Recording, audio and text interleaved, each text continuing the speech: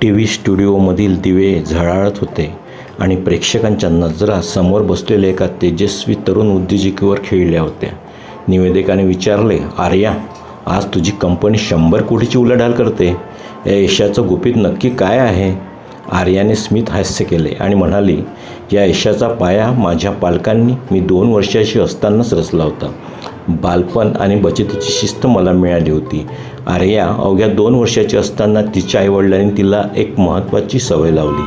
तिला कोणीही खाऊसाठी पैसे दिले किंवा भेट म्हणून रक्कम मिळाली की ती आनंदाने तिच्या पिगी बँकमध्ये टाकायची. हे तिचे पहिले आर्थिक धडे होते. जेव्हा तिची पिगी बँक भरली जायची तेव्हा तिचे बाबा त्या जमा झालेल्या पैशात स्वतःची काही ठराविक रक्कम मिळवायचे आणि ते पैसे आर्याच्या नावाने बँकेच्या बचत खात्यात जमा करायचे. आर्याचे वडील केवळ पैसे साठवून थांबले नाहीत. दरवर्षी जमा होणारी ती रक्कम ते शेअर मार्केटमधील म्युच्युअल फंड्समध्ये गुंतवू लागले. बचत फक्त सुरक्षित नसावी तर ती वाढली पाहिजे हा विचार त्यांनी आर्याच्या मनातही रुजवला. 2 दशकांहून अधिक काळ चाललेली ती शिस्तबद्ध गुंतवणूक आणि चक्रवाढ व्याजाची ताकद यामुळे जेव्हा आर्या 25 वर्षाची झाली तेव्हा तिच्या खात्यात तब्बल 1.5 कोटी रुपये जमा झाले होते. आर्याने बिझनेस मॅनेजमेंटचा कोर्स पूर्ण केला होता. तिच्याकडे आता स्वतःचे भांडवल होते आणि एक जिद्द होती. तिने एका प्रगत सॉफ्टवेअरची मदत घेऊन स्वतःचा स्टार्टअप सुरू केला.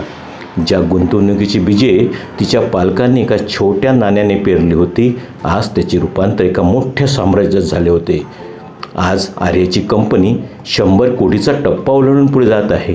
टीव्ही शोमध्ये ती सांगत होती, माझ्या पालकांनी मला केवळ पैसे साठवायला शिकवलं नाही तर भविष्यासाठी संयम राखायला शिकवलं.